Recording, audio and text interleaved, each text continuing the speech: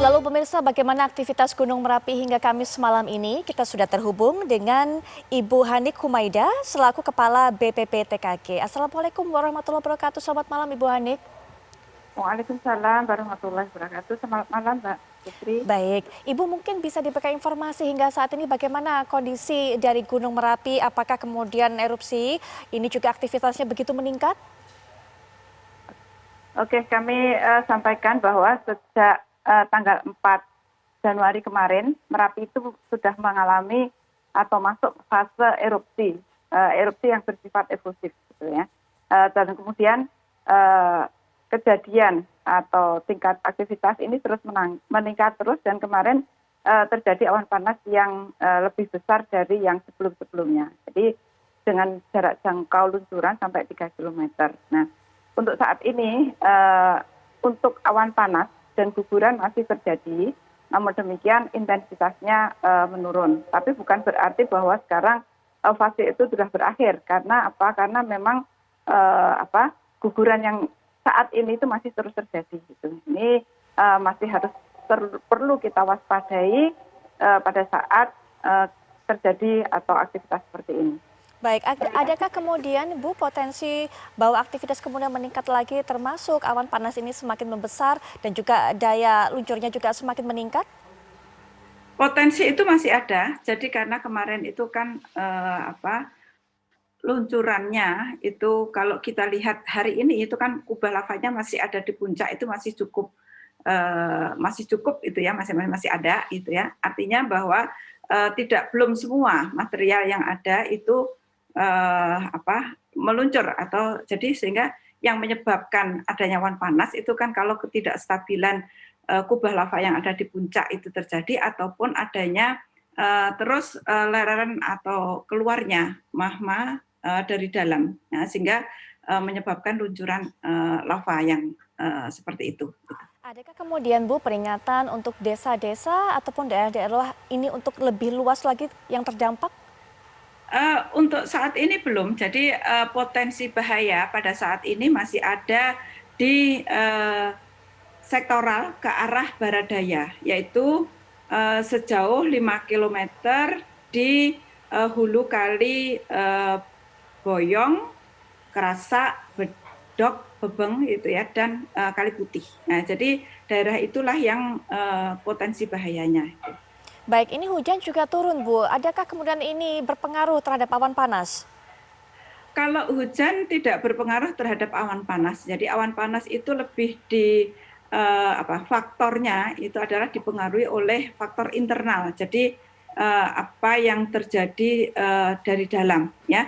Namun demikian memang ketidakstabilan kubah yang sekarang ini kan ada di lava 97, di lava 1997 itu ada di perengan, ya, di pinggir gitu ya. Jadi inilah yang menyebabkan kemungkinan ketidakstabilan yang sewaktu-waktu bisa longsor itu. Baik, himbauan Bu mungkin untuk masyarakat, apalagi tadi Ibu mengatakan harus tetap siaga dan juga ada potensi untuk longsor.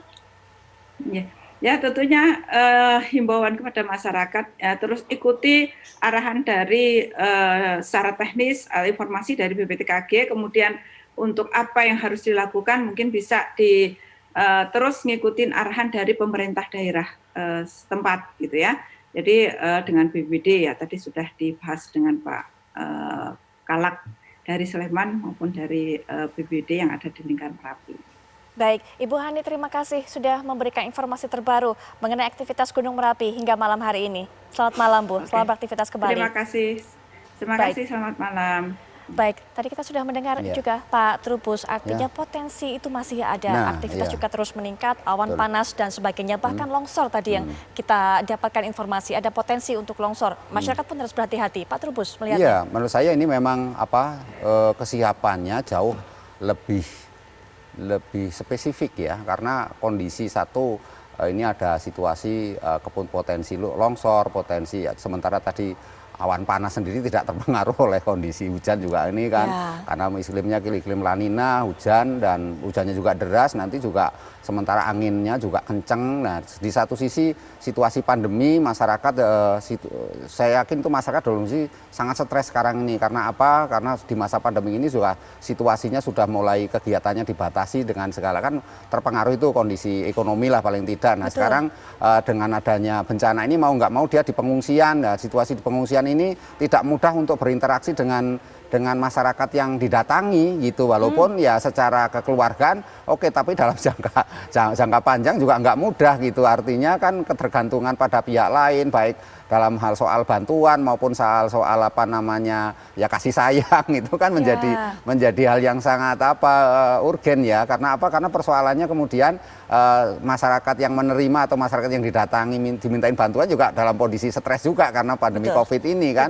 Jadi ini situasinya sebenarnya lebih banyak ke persoalan-persoalan psikologis masyarakat gitu. Ini yang harus diberikan bantuan-bantuan yang sifatnya bagaimana menenangkan, meyakinkan bahwa kondisi ini situasi sifatnya sementara. Tapi kalau misalnya kita terlalu yakin, apalagi prediksi dari badan geologi tadi itu dengan jelas kan mengatakan kemungkinan terjadinya longsor, kemudian adanya erupsi yang lebih besar itu sangat-sangat mungkin. Dan inilah menurut saya harusnya pemerintah daerah lah ya, tadi arahannya pemerintah daerah ini harus betul-betul kolaborasi, jangan hanya seremonial saja, nanti ujung-ujungnya masyarakat juga kurang terperhatikan. Nah ini ya terutama untuk KRB ini yang wilayahnya kan makin luas ya. Kalau KRB makin luas di satu sisi, kemudian mereka dihadapkan oleh kehidupan sehari-hari yang namanya situasi mengungsi kan ya. Sementara di tempat pengungsian juga nggak enjoy amat gitu ya situasinya. Jauh dari kata nyaman pastinya Pak. Iya, nah, nyaman. Nah ini kan menurut saya memang harus ada perhatian yang sungguh-sungguh